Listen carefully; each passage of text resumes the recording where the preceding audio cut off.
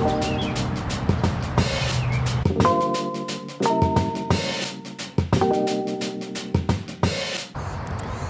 y'all, what is up? I am at my community plot. We are going to do a October garden tour today. I'm really pumped. Just want to say I'm still in a tank top. Reminder that I am in zone 8B. I am in central Texas and it is still getting up to 80 or 90 degrees here every day. We are due for a cool off here in a few days, which I am endlessly excited about. But for right now, it's still pretty warm. So let's go ahead and get to this garden tour. So first things first, this field of bush beans is like more than I could have ever asked for. I'm really excited about these. I've been getting just handfuls and handfuls of beans. This is the Royal Burgundy bush bean. These are really tasty and I just really love that they're this like deep purple color. So yeah, these have been really, really fun. I'm gonna go ahead and harvest some of these and actually show you how prolific they are. I have 4 rows of them. I have some contender bush beans that I saved the seeds from the spring. I have Royal Burgundy bush beans and these seeds were from Eden Brothers. This is a row of green beans where I saved the seeds from my spring harvest. And then this last row are called Burpee Stringless beans. So let's harvest these and I'll show you what we got out of them.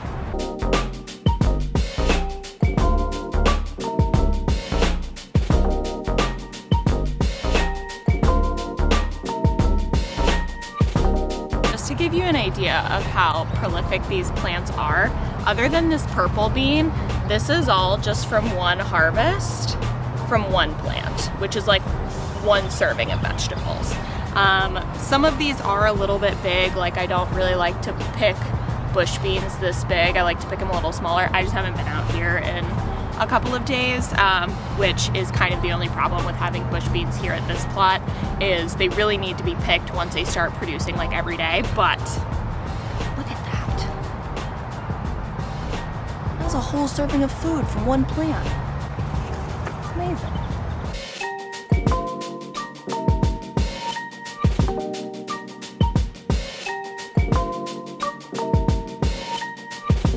I'll just show you. Like, I feel like you can only appreciate this if you see it. Look at this.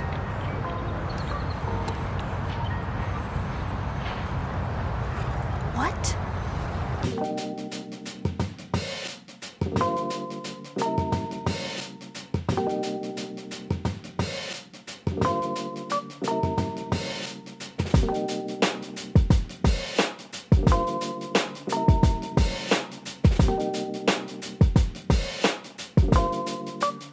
Beans are picked. Quite the haul here.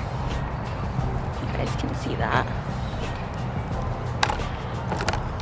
And so I will actually just either steam and boil these, or they're really good if you cook them in a little bit of butter and like get them a little bit blistered. They're really tasty that way too. I think every new gardener should grow green beans. It is like the most rewarding thing ever. It really is. So yeah, let's go take a look at everything else now that we've looked at my giant bean patch that I'm incredibly proud of. So over here, these were watermelon radishes. And if you've noticed, they're not there anymore. I pulled them all up. They just weren't growing very well, probably just because of our temperatures. I've left a few of these radishes up. These are cherry bells and German giant radishes. Let's see if any of these guys are ready. Oh, that guy's way past ready. Yeah, he should have been picked a while ago. But this is a German giant radish. So he was ready a few days ago and I didn't get him picked. But the radishes have been really fun. I actually really enjoy roasting radishes. This is the size you want to pick them at. So if you see the difference in size between those two, you want to pick them when they're a little bit smaller. This guy might end up being a little bit woody in texture. But you can see, this is the You definitely don't want them to be this size. You want them to be this size. But that is okay. Gardening is about learning, y'all. And it looks like this guy might be ready too. This is a good size. This one got a nice bulb on it. So with radishes like this, I will typically rip off the greens and just compost them. And then we will either roast them or they can be eaten fresh. I've noticed that with the hotter weather, the radishes are really spicy. Like to the point where I took some to my family and my grandma had to spit it out. Oops. And then over in this area, we've got kind of a hodgepodge of things. These were all things I started from seed, and my friend helped me plant out. So I believe this is a broccoli, that's a Brussels sprout, and then we've got some beets on this row. And then we've also got beets on this row with another random broccoli or Brussels sprout that didn't have a home. This row is all, I believe it's Waltham broccoli. This did a lot better for me seeding than the Calabrese broccoli did. So this is looking really, really nice. The next row over, these are Brussels sprouts. I tried to plant Brussels sprouts last year and I planted them way too close together. So this year I planted them a foot apart and they seem to be really taking off. I mean, these things were only put in the ground maybe a month ago and they were like that big.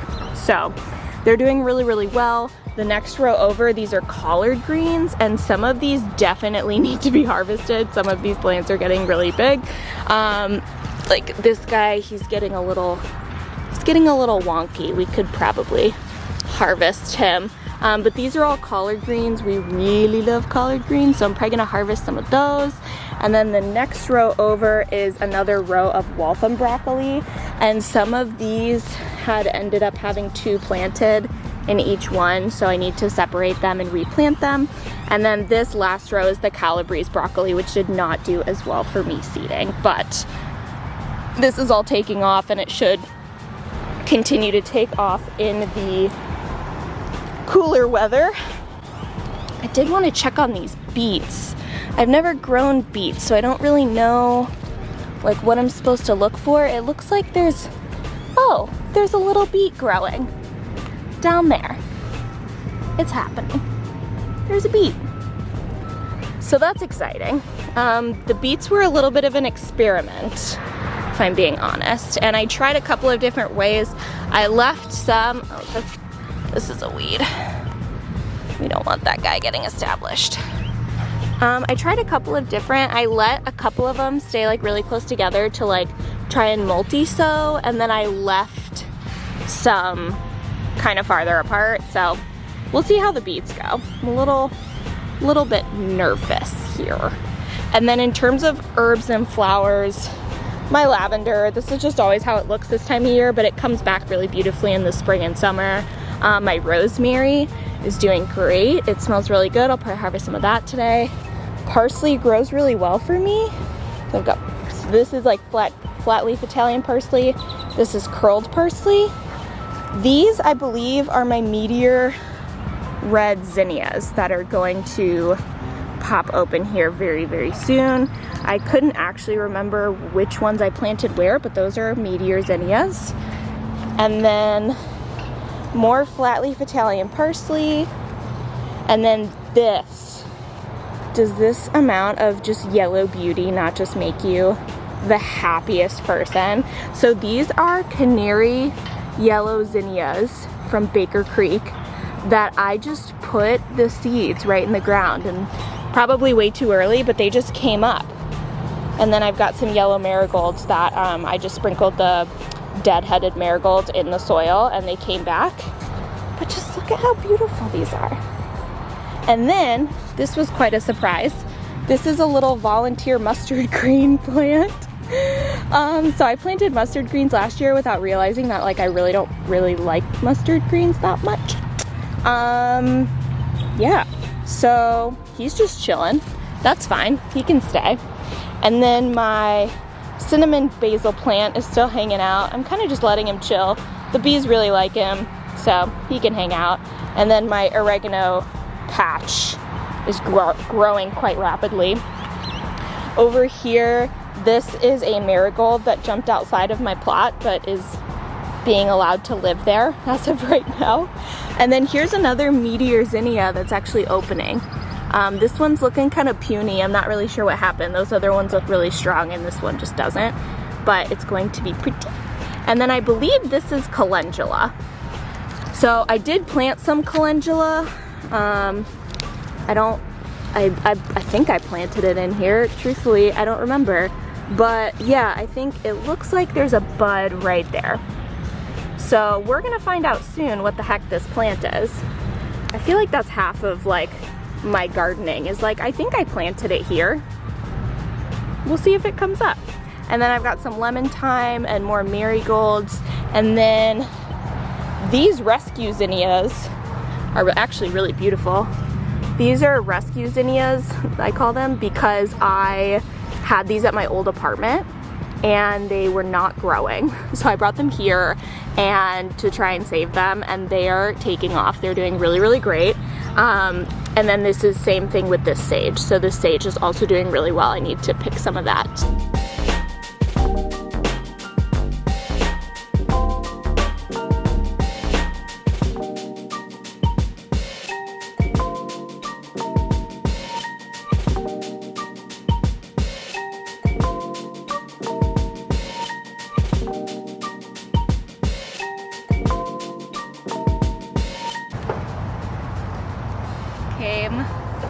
Came with a empty basket, leaving with a very full one. So we've got radishes, rosemary, parsley, collard greens, our first collard greens of the year, and lots of green beans and some zinnias for the table. So really happy about this. This is my first big fall harvest, so really, really pumped. It just makes you feel like all the hard work is worth it. Without further ado, we started with the most prolific garden, and now we will move to the